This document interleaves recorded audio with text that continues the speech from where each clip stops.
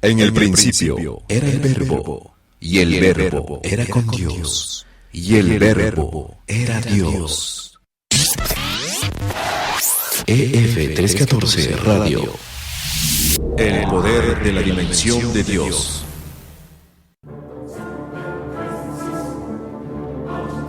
Así que, hermanos, cuando fui a vosotros para anunciaros el testimonio de Dios, no fui con excelencia de palabras o de sabiduría, pues me propuse no saber entre vosotros cosa alguna, sino a Jesucristo y a este crucificado. Y estuve entre vosotros con debilidad y mucho temor y temblor, y ni mi palabra, ni mi predicación fue con palabras persuasivas de humana sabiduría, sino con demostración del Espíritu y de poder, para que vuestra fe no esté fundada en la sabiduría de los hombres, sino en el poder de Dios. EF 314 Radio. Poder de Dios.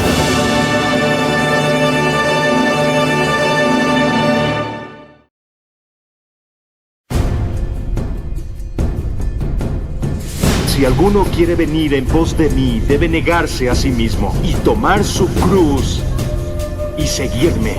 Porque quien quiera salvar su alma la perderá, pero quien pierda su alma por mí la encontrará. Pues ¿de qué le servirá al hombre ganar el mundo entero si pierde su alma? ¿Qué podrá dar el hombre a cambio de su alma? Porque el Hijo del Hombre vendrá en la gloria de su Padre con sus ángeles y entonces pagará a cada uno de acuerdo a su conducta. No es un Dios de muertos, sino de vivos. Buscad primero su reino y su justicia. Amarás a Dios con todo tu corazón, con toda tu alma y con toda tu mente. Glorifiquen a vuestro Padre del cielo. Para Dios todo es posible.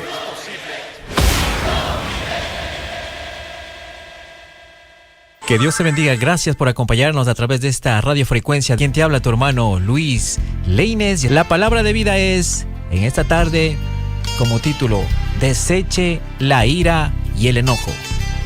Quiero invitarle a compartir el Nuevo Testamento de su Biblia, si me acompaña en el libro de Santiago, capítulo 1, versículos 19 y 20. Dice la Biblia: por esto, mis amados hermanos, todo hombre sea pronto para oír, tardo para hablar, tardo para airarse, porque la ira del hombre no obra la justicia de Dios. Y Santiago 1:18 nos dice: Él de su voluntad nos hizo nacer por la palabra de verdad para que seamos primicias de sus criaturas. Este versículo habla del nuevo nacimiento que cada genuino creyente ha experimentado, y yo confío, amigo oyente, en que usted ya haya experimentado ese nuevo nacimiento. Hoy se habla mucho acerca del nuevo nacimiento. Muchas personas dicen que han nacido de nuevo, y una de las maneras en que usted puede decir si una persona ha nacido de nuevo es si ve un cambio radical en la forma en que esa persona vive. Permítame decir algo muy claramente: si usted en verdad ha nacido de nuevo, su comportamiento también será nuevo.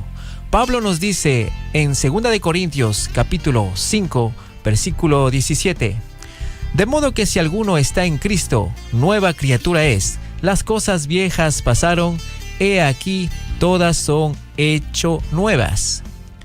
Aquí todas son hechas nuevas. Escúcheme y escúcheme muy bien, estimado oyente. Si su religión no ha cambiado su vida, es mejor que cambie de religión, porque la religión bíblica, si así podemos llamarla, debe cambiar su vida. Así que Santiago en el 1:18 nos dice, habla del nuevo nacimiento, y en el versículo 19 nos dice del nuevo comportamiento. Santiago habla acerca de 3 áreas pertinentes de nuestro comportamiento. Son instrucciones que el apóstol nos da porque somos nacidos de nuevo. Y veamos nuevamente el versículo 19. Por esto, mis amados hermanos, todo hombre sea pronto para oír, tardo para hablar y tardo para airarse. Sea pronto para oír, o sea, sintonícese. Tardo para hablar, eso quiere decir que baje la voz. Tardo para airarse quiere decir sea agradable. Así que veamos, primero sintonice pronto para oír, para escuchar lo que Dios tiene que decirnos individualmente. Parece que algunas personas son completamente sordas o que escuchan solamente lo que les conviene y no oyen la voz de Dios, porque sus oídos espirituales están fuera de sintonía. La Biblia dice que debemos ser prontos para escuchar, pero no dice que debemos escuchar todo lo que se dice. Hay cosas que no debemos oírlas. Y le invito a compartir Marcos capítulo 4, versículo 24. Dice la Biblia: les dijo también, mirad lo que oís, porque con la medida con que medís, os será medido y aún se os añadirá a vosotros los que oís. Leemos, mirad lo que oís. Usted no necesita oír todo lo que se dice de usted. No necesita hacer de sus oídos tarros de basura en donde todo el mundo bota sus chismes y sus habladurías. Usted no necesita escuchar cada filosofía humanista o pagana. Por eso Jesús dijo, mirad lo que oís. Cuando Santiago habla de ser prontos para oír, quiere decir que hay que ser rápidos para captar los impulsos del Espíritu Santo y rápidos en escuchar la palabra de Dios, rápidos para oír la voz de Dios por medio de su palabra, que por supuesto es la Biblia. Oímos su voz. Por lo tanto, tenemos que leer su palabra para encontrar la voluntad de Dios y propósito. Estimado amigo oyente, tengo aquí 5 preguntas que quiero que se las haga usted mismo y medite cuando nosotros necesitamos oír la palabra de Dios. Primera pregunta. Tenemos que preguntarnos, ¿hay una lección que debo aprender? Segunda pregunta, ¿hay una bendición que debo disfrutar? Tercera pregunta, ¿hay un mandamiento que debo obedecer? La cuarta, ¿hay un pecado que debo evitar? Y la quinta, ¿hay una verdad que debo llevar y compartir? Verá, Dios nos ha llamado a predicar. Dios nos ha dado la habilidad y la sabiduría espiritual para predicar su palabra. Es una extraordinaria responsabilidad a la que Dios nos ha llamado. Y la Biblia dice que debemos ser sumamente cuidadosos al predicar.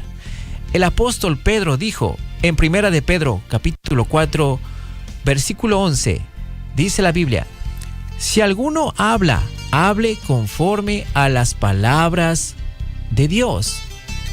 Pero así como es mi responsabilidad el hablar conforme a la palabra de Dios, es también su responsabilidad, amigo oyente, el estar preparado para escuchar el mensaje de la palabra de Dios. Dios habla por medio de su Espíritu Santo. Por eso la Biblia dice que el que tenga oídos para oír, oiga. Muchos no han aprendido a estar quietos y escuchar lo que Dios dice en los momentos de meditación o devocionales personales. Ahora, tengo una advertencia. Cuando usted tiene realmente un momento devocional con Dios, déjeme decirle, el diablo le atacará con toda la artillería del infierno, porque él no quiere que usted tenga esa comunión espiritual y ese compañerismo íntimo con Dios. Él no quiere que usted aprenda a decir, habla Señor, que tu siervo escucha. En la sociedad actual en la cual vivimos, nos hemos llenado de tanto ruido infernal y mundano que casi desconocemos lo que es un tiempo de quietud, de silencio en la presencia de Dios. Bien, en primer lugar nos dice que el nuevo nacimiento da como resultado un nuevo comportamiento, que debemos estar sintonizados a la voz de Dios y que debemos ser prontos para oír. Y en segundo lugar dice que debemos ser tardos para hablar. No solo que debemos estar sintonizados, sino que debemos pensar antes de hablar. Porque la verdad es que en general hablamos demasiado. Abrimos muchas cosas por equivocación, pero no tan frecuentemente como la boca. Es como si el apóstol estuviera diciendo, no hablen tanto como están acostumbrados a hablar. Y le invito a compartir en Proverbios capítulo 10, versículo 19. Dice la Biblia, en las muchas palabras no falta pecado, mas el que refrena sus labios es prudente. Matemáticamente existe la posibilidad de que mientras más hable, más pronto está a pecar con su boca. Y mire lo que dice aquí en Proverbios capítulo 17, versículos 27 y 28. El que ahorra sus palabras tiene sabiduría, de espíritu prudente es del hombre entendido. Aun el necio cuando calla es contado por sabio. El que cierra sus labios es entendido. Y muchos de nosotros nos metemos en problemas cuando hablamos. Por eso es mejor tener la boca cerrada. Y mire lo que dice en Eclesiastes capítulo 5, versículo 3. Porque de la mucha ocupación viene el sueño, y de la multitud de las palabras, la voz del necio. Mientras más una persona habla, a veces más proclama la necedad de su corazón. Alguien dijo que es mejor tener la boca cerrada y dejar que los demás piensen que uno es un bobo, que comenzar a hablar y remover cualquier duda al respecto. Estimado amigo oyente, los rabinos suelen decir y señalar que el hombre tiene 2 oídos y una boca. Los oídos siempre deben estar abiertos y la boca cerrada. La boca cerrada reteniendo en esa bóveda tras los barrotes de marfil que son los dientes a la lengua. Y mire lo que dice en Mateo capítulo 12, versículo 36. Mas yo os digo que de toda palabra ociosa que hablen los hombres, de ella darán cuenta en el día del juicio. Escuche, estimado oyente, Jesús no está diciendo que no debemos tener una conversación agradable o compartir un momento de humor sano. Él habla de palabras improductivas, denigrantes, hirientes, groseras. Y en Santiago capítulo 2, versículo 17, nos dice, así también la fe, si no tiene obras, es muerta en sí misma. En la palabra muerte, en este versículo es la palabra ociosa de Mateo capítulo 12, versículo 36, que quiere decir que es improductiva, que no contribuye para nada, que es desanimado en vez de edificadora. Prácticamente lo que Jesús dice es que si las palabras que decimos no ayudan, no edifican, sino que más bien son destructivas, vamos a tener que dar cuenta de cada palabra en el día del juicio. Aún el humor adecuado puede ser usado para romper el hielo en cualquier reunión, lo sabemos, y puede ser agradable y beneficioso. Pero escuche muy bien, el humor usado como burla o sarcasmo es denigrante. Dios no quiere que seamos agresivos ni groseros usando el humor. A veces hablamos de las cosas sagradas con labios mundanos y profanos.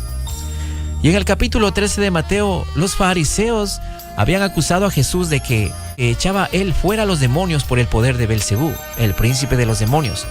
Por eso Jesús dio una advertencia. No una advertencia contra palabras sabias edificantes, sino contra palabras acusatorias dichas seriamente. ¿Ha pensado alguna vez en el daño que causan las palabras necias, estimado oyente? ¿Sabe cuántos hogares han sido destrozados por palabras y expresiones inconvenientes? ¿Cuánta gente inocente ha sido enviada a la cárcel por palabras deshonestas o el testimonio de falsos de otros? ¿Cuántos corazones han sido destrozados por promesas o palabras falsas?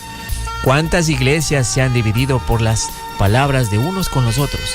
¿Cuántas almas se han perdido porque la gente no ha aprendido a controlar sus lenguas? Una de las marcas de una persona nacida de nuevo es que su lengua está bajo el control del Espíritu Santo. Y la misma Biblia nos dice que seamos prontos para escuchar, nos dice que debemos ser tardos para hablar. Muchos de nosotros nos asombraríamos de saber lo mucho que hablamos. Y nos asombraríamos mucho más el saber que podemos hacer mucho bien a los demás con menos de la mitad de lo que dijimos en todo el día. Y mire lo que dice aquí en el Salmo 141, versículo 3. Pon guarda mi boca, oh Jehová, guarda la puerta de mis labios. Esta es una sabia manera de pedir ayuda a Dios para controlar sus palabras, de estar consciente de las cosas que decimos. Entonces Santiago hace un énfasis en las que las marcas del nuevo cristiano son: primero, el que haya nacido de nuevo; segundo, que sea pronto para escuchar; y tercero, que sea tardo para hablar y airarse. No solo debe estar en sintonía y bajar la voz, sino debe ser agradable. Cuando una persona comienza a escuchar más y a hablar menos, afecta su temperamento, porque aprende a controlar su corazón. Porque cuando sus pensamientos son controlados y su lengua es controlada, entonces su temperamento es controlado. Por eso Santiago dice que debemos ser lentos para la ira. Tal vez los jóvenes modernos no sepan lo que significa la ira. Sencillamente significa perder control de su temperamento. Por eso es la advertencia de ser lentos para airarse. Nunca debemos perder nuestro temperamento. Pero ¿saben una cosa? En verdad, no es que perdemos nuestro temperamento, más bien lo encontramos. La Biblia nos dice que nunca debemos enojarnos, y quiero que entienda esto muy claramente. Veamos lo que nos dice aquí en Efesios capítulo 4, versículo 26. Dice la Biblia: airaos, pero no pequéis, no se ponga el sol sobre vuestro enojo. Es pecado cuando su enojo se transforma en ira. Jesús se enojó, pero no pecó. Algunos piensan que Jesús nunca se enojó. Algunos piensan de él como si hubiera sido un robot espiritual con leche en vez de sangre en sus venas. Jesús, el Dios hombre, se enojó. Y le invito a compartir Marcos capítulo 3, versículo 5. Dice: entonces, mirándolos alrededor con enojo, entristecido por la dureza de sus corazones, dijo al hombre: extiende tu mano. Y él la extendió, y la mano le fue restaurada, sana. ¿Lo notó? ¿Notó lo que enojó a Jesús? No fue la dureza del corazón de ellos frente al dolor y la necesidad, sino que él tuvo dolor por la necesidad a otros seres humanos. Ahora, escúcheme muy atentamente, estimado oyente. Algo no está bien con usted si es que algunas cosas no le enojan. Pero tenga cuidado, la Biblia dice: airados, pero no pequéis. El apóstol Santiago dice que debemos ser lentos para la ira porque, en general, es muy fácil para nosotros el hacer desaparecer los límites de una indignación justa con nuestras irritaciones personales. Recuerde que la ira de los hombres no obra la justicia de Dios, porque nuestras iras son irracionales y aquello que es irracional no puede ser jamás justo. Solo Dios es justo. Su justicia demanda el castigo de nuestros pecados, pero su amor nos redime y protege. Somos criaturas que todo lo racionalizamos a nuestros viles temperamentos. Los llamamos indignación santa. ¿Sabía que usted puede ser bueno y malo y bueno al mismo tiempo, estimado oyente? Veamos esto de bueno y malo. Asegúrese de que los siguientes 3 elementos estén presentes. Primero, que su enojo sea por la razón justa. Verá, por lo general nos enojamos cuando nos empujan o cuando creemos que nuestros derechos nos son quitados, o cuando alguien nos ofende o alguien se mete bravuconamente delante de nosotros en una fila. Cómo nos enojan esas cosas, ¿verdad? Ahora, aunque en la Biblia leemos que Jesús se enojó, su enojo siempre fue justificado y no hay ninguna expresión mala contra otras personas, excepto con los fariseos y los publicanos. Pero cuando Jesús en forma personal fue maltratado o insultado y golpeado y finalmente crucificado, jamás pronunció una palabra de enojo. Más bien, desde la cruz dijo a su Padre que perdonara a aquellos que le hicieron lo que le hicieron porque no sabían lo que hacían. La mayoría de nosotros nos enojamos cuando alguien nos hace daño. Jesús se enojó cuando vio sufrir a otros seres humanos. Cuando usted se enoje, asegúrese de que su enojo sea justo y por la razón adecuada. Segundo, que su enojo sea por una causa justa. Jesús por lo general no se enojó con los individuos porque él amaba a las personas. Jesús se enojó contra instituciones y ritos y pecados, no contra el pecador. Usted puede enojarse por el daño que le han hecho, pero no contra quienes le hicieron ese daño. Por eso es exactamente lo que hacemos. Nos enojamos con las personas. Y si bien es cierto que Jesús se enojó frente a corazones endurecidos y demostró físicamente su enojo contra los que habían hecho de la casa de su padre un mercado de ladrones. Sin embargo, él fue compasivo y tierno con aquellos que estaban esclavizados por sus pecados. Tantos así que le llamaron amigo de pecadores. Y permítame decirle algo. A los jóvenes predicadores que seguramente están escuchando este programa, espero que en sus ministerios ustedes prediquen contra el licor, contra las drogas, contra la pornografía, contra la homosexualidad y todo lo demás, pero que lo hagan con firmeza y con convicción, no carente de compasión. Prediquen firmemente, contundentemente contra el pecado, pero amen profundamente al pecador. Enójese, sienta ira contra el pecado, pero ame sin restricciones al pecador.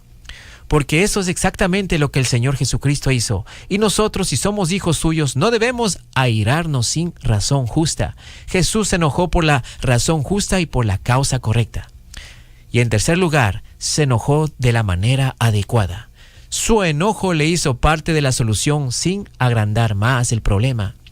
Mi amigo, cuando usted pierde su temperamento, de ninguna manera podrá ser parte de la solución, sino que se vuelve parte del problema. Recuerde que, como dice Santiago, la ira del hombre no obra la justicia de Dios.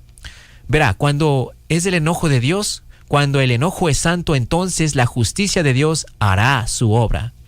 Es mejor aprender que cuando levantemos nuestra voz, también debemos levantar nuestras manos y hacer algo acerca de la situación. No se requiere ser muy inteligente para criticar. Cualquiera puede hacerlo. La Biblia dice que debemos ser lentos para la ira, y al respecto tenga mucho cuidado, estimado oyente, porque hay muchas formas de disipación que pueden hacer daño a su testimonio, matar su influencia y revelar su carácter, mucho más que su enojo, temperamento, si es que usted tiene un temperamento tipo fósforo. ¿Quiere que le diga lo que la Biblia dice acerca de su temperamento y qué es lo que se prueba acerca de usted? Si usted tiene un fusible cortito, si usted es la clase de persona que explosiona por cualquier cosita, primero usted es una persona que tiene una mente necia. Busque en Eclesiastes capítulo 7, versículo 9. Dice, no te apresures en tu espíritu a enojarte, porque el enojo reposa en el seno de los necios. Y no vaya por ahí haciendo planear su orgullosa superioridad intelectual, porque la Biblia dice que si usted es dado al enojo, usted no es nada más que un necio. Segundo, usted es una persona de carácter débil. Y mire lo que dice aquí en Proverbios capítulo 16, versículo 32. Mejor es el que tarda en airarse que el fuerte, y el que se enseñorea de su espíritu que el que toma una ciudad. Algunos piensan que ser rápidos para enojarse y tener un temperamento violento es una señal de fortaleza. Algunos son verdaderamente bravucones en sus casas, rompiendo y tirando las cosas al suelo, golpeando a sus esposas e hijos, manejando un vehículo como un verdadero maniático, cuando otro vehículo se cruza súbitamente en la carretera. Lo que usted considera una señal de fortaleza en realidad es un signo de infantilidad, falta de madurez. Actúa como un bebé con un ataque temperamental. Mire lo que dice aquí en Proverbios capítulo 16, versículo 32. Mejor es el que tarda en airarse que el fuerte, y el que enseñorea de su espíritu que el que toma una ciudad. Cuando usted se enoja y pierde el control, está abriendo la puerta a toda clase de pecados que normalmente no los cometería. Dice cosas que usted sabe que no debería decirlas y hace cosas que usted sabe que no debería hacerlas.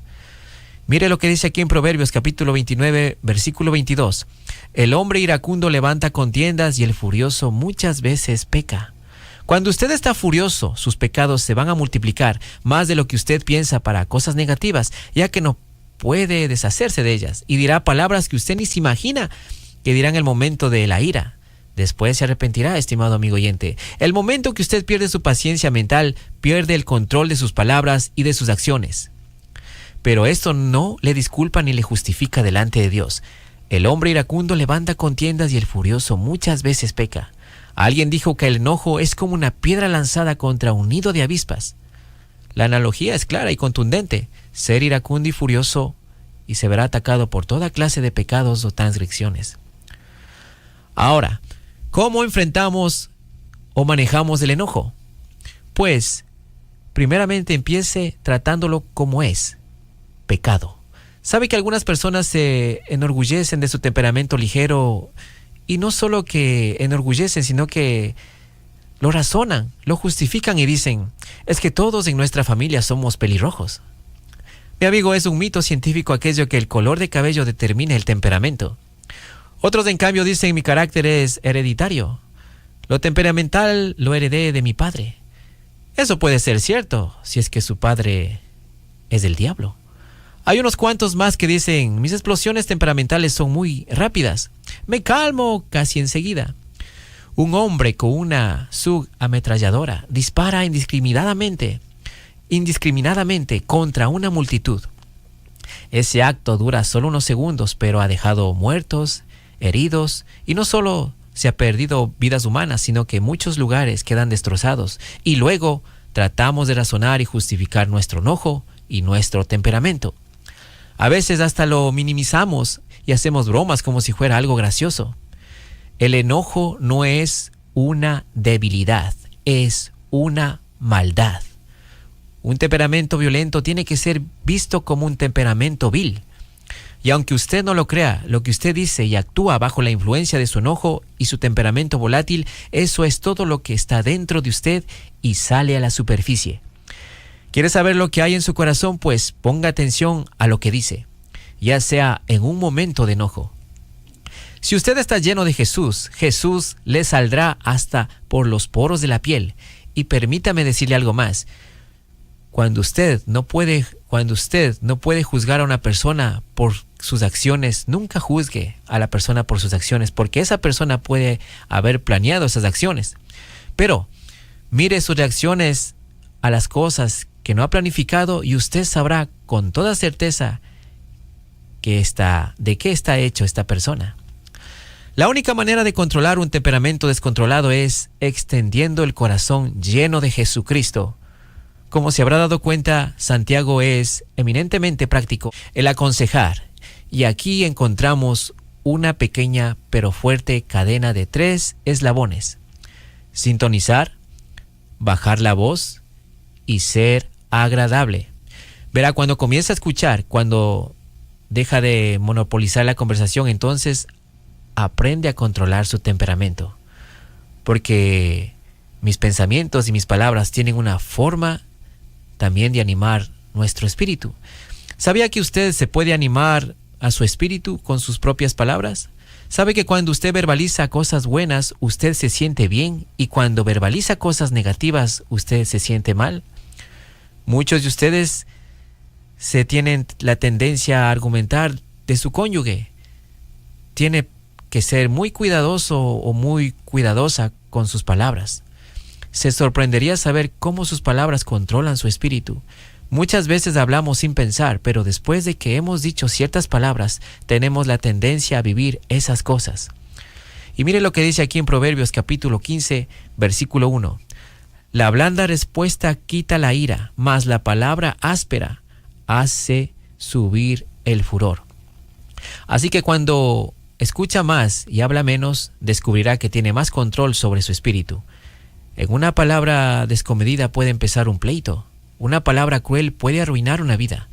Una palabra amarga puede inyectar veneno. Una palabra brutal puede aniquilar una vida. Una palabra con medida será como un remedio. Una palabra gozosa puede iluminar el día. Una palabra tierna puede sanar heridas. Una palabra de amor es una palabra bendecida. Y todo esto es posible porque hemos nacido de nuevo. Todo es posible por medio del Señor Jesucristo. Mi amigo, escúcheme. Jesucristo no vino para hacernos personas buenas. Él vino para hacernos nuevas criaturas. Y estas cosas de las que habla Santiago son los frutos de una persona nacida de nuevo. Y la pregunta es, ¿ha nacido usted de nuevo al recibir a Cristo en su corazón como Salvador y Señor? La persona que usted trata de controlar por usted mismo, su temperamento es como si usted estuviera tratando de controlar un barril de pólvora en el infierno, o como tratar de controlar su lengua con pegamento a sus pensamientos sin el Espíritu Santo. Entonces, primero usted necesita una nueva naturaleza, necesita nacer de nuevo. Dios le ama y tiene un plan para su vida. Jesús le está llamando a la puerta de su corazón porque quiere darle nueva vida y hacerle una nueva criatura. Dios le ama y quiere salvarle y por eso le ha permitido a usted escuchar este mensaje y a mí me ha permitido el comunicárselo. Si usted recibe al Señor Jesucristo como su Salvador, Él le perdonará sus pecados, vendrá a morar en su corazón por medio de su precioso Espíritu Santo. Le dará una nueva naturaleza y un día le llevará al cielo para que siempre esté con Él. Mientras tanto, pídale que le ayude a ser la clase de persona que Él quiere que usted sea.